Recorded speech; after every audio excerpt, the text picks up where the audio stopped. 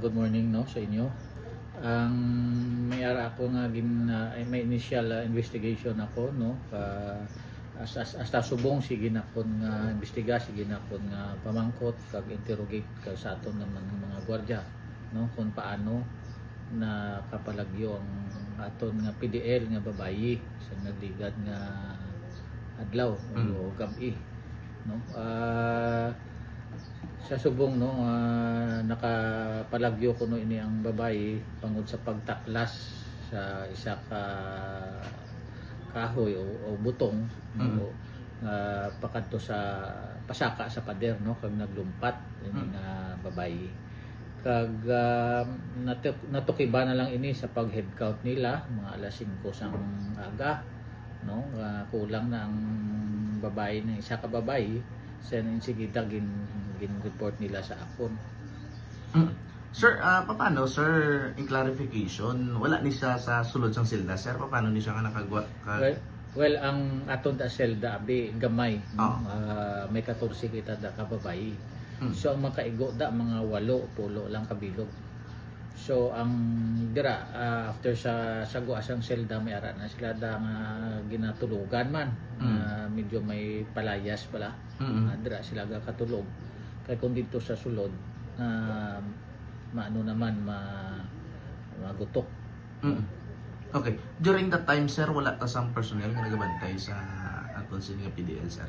Well, may ara na da nga nagarobing sila no nagarobing pero ang sa nga time abi siguro basig inabantayan lang ang aton nga mga nagarobing nga mga gwardiya no especially hindi makita abi ang aton da nga women's cell ginatabunan sang pader no hindi makita kung tan-aw nimo diri sa may basketballan hindi makita kung gaano sila dito sa sulod. Ang isa pa ang aton nga isa ka CCTV nga dira sila ga monitor dito ga tubang sa aton chapel. So sa likod hindi na makita ang sa women's cell. So posible sir sa likod gini sa nga area agi nga pader sir. Yes. Oo. Estimated naton sir mga ano gini oras sa imo sining information siya nga nagwa sa iya sining nga selda sir kag naglapaw sa pader sir. Kay suno sa iya kay ginpamangkot ko sa kagapon suno siya mga 2 o'clock o 2:30. Wala sa niya katuid sa imo sir kung ano ba lang rason nga managwa ni siya? May ara sa duha ka rason no. Ang una gusto ya makita iya nga bata nga ato dito sa Panay. Ay ikaduha kay gin-inform siya sang isa naton man ka gwardiya nga pagadalo na sa Women's Correctional no dito sa Manila. Muntinlupa. So hindi sa Women's Correctional no lain man na separate na yan sa babae no. Amo to nga siguro nagpanumdum sa do mga 3 na kuno kaadlaw suno sa ila mayor nga 3 na kaadlaw nga do balisa sa no do hindi sa bala mapakali.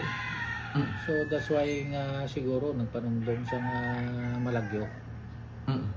Sir Loyag naton may baluan ano ang nangin kaso sa sining PDL nga na pressure sa sir kag ano ni kadugay na sa sir sa aton sining Capital Rehabilitation Center sir?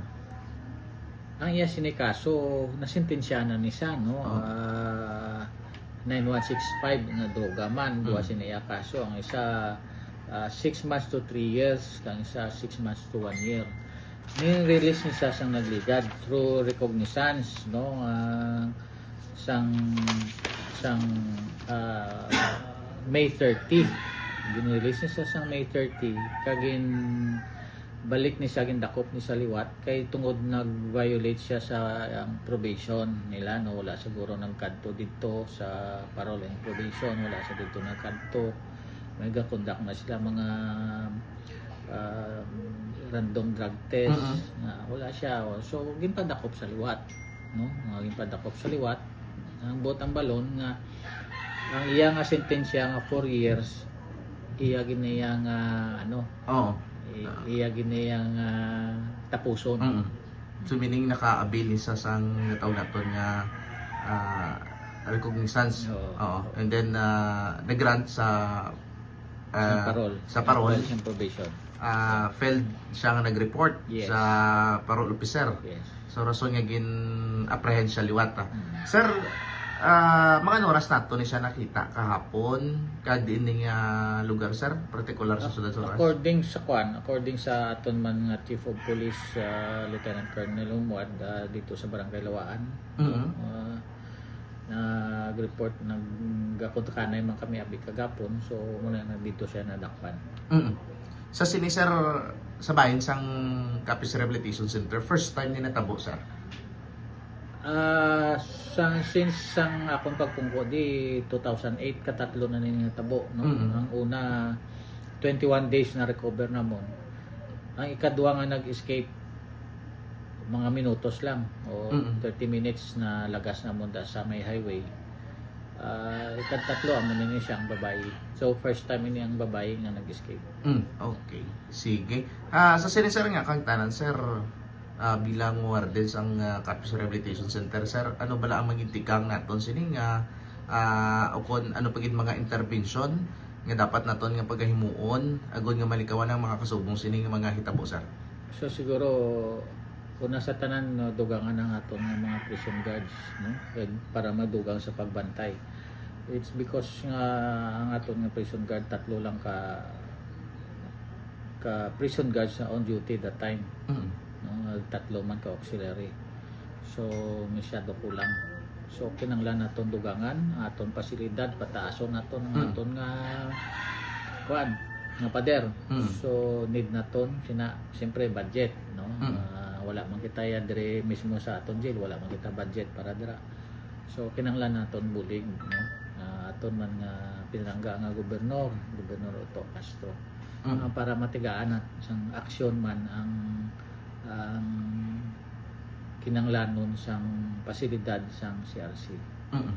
Sige. Sir, basi may luyag ka pasalamatan sa nangin successful ng operation sir sa sining ipatigayon hot pursuit operation sir. Yes, pasalamat ako sang mga kaupod nako, no, dire sa jail nga nag bulig man nga hasta lalabot kami to sa estansya pangita, no, kagapon. Kag sa kay Police Lieutenant Colonel Police Colonel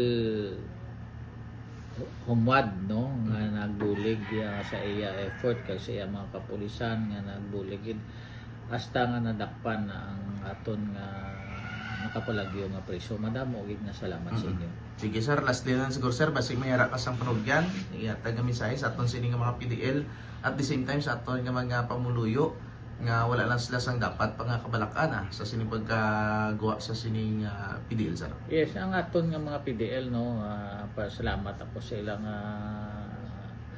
kooperasyon, no. Although nga may mga PDLs man dayang sa lawayo, no. Ang importante nga hindi kita maglabag bala sa rules and regulation naton diri sa jail, no.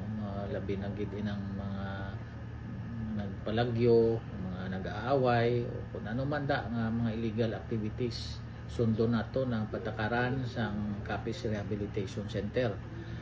Kaya ang ginahimo sang pamunuan sang Capiz Rehabilitation Center, makabulig sa inyo para magbago kamo, para makagwa kamo, magbago na kamo nga mga individual, hindi na kamo mag intra sa mga illegal activities ninyo.